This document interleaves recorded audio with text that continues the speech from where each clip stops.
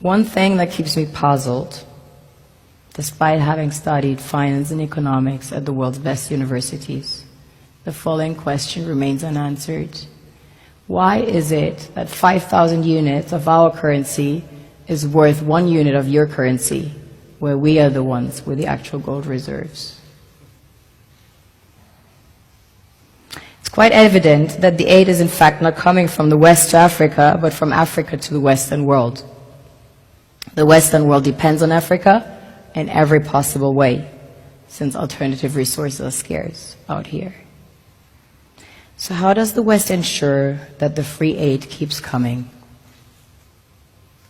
By systematically destabilizing the wealthiest African nations and their systems, and all that backed by huge PR campaigns, leaving the entire world under the impression that Africa is poor and dying and merely surviving on the mercy of the West. Well done, Oxfam, UNICEF, Red Cross, Life Aid, and all the other organizations that continuously run multi-million-dollar advertisement campaigns depicting charity porn to sustain that image of Africa globally. Ad campaigns paid for by innocent people under the impression to help with their donations. While one hand gives under the flashing lights of cameras, the other takes in the shadows. We all know the dollar is worthless, while the euro is merely charged with German intellect and technology, and maybe some Italian pasta.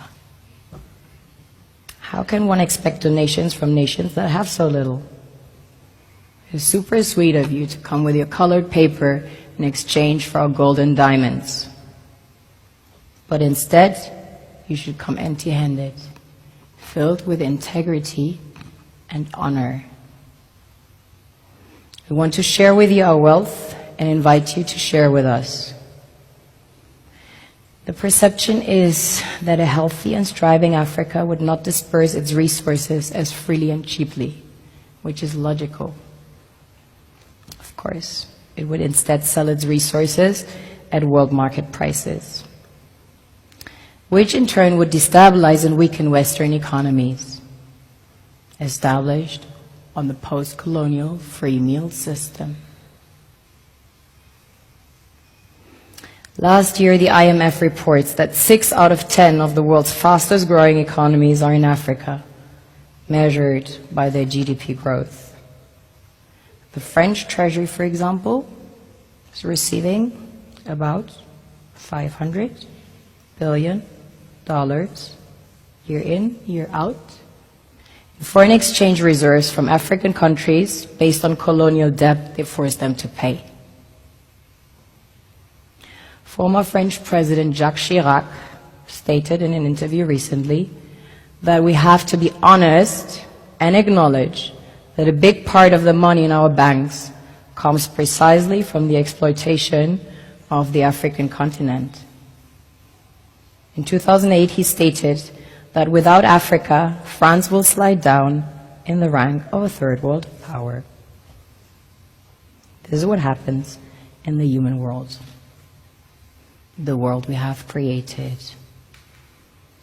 Have you ever wondered how things work in nature? One would assume that in evolution the fittest survives.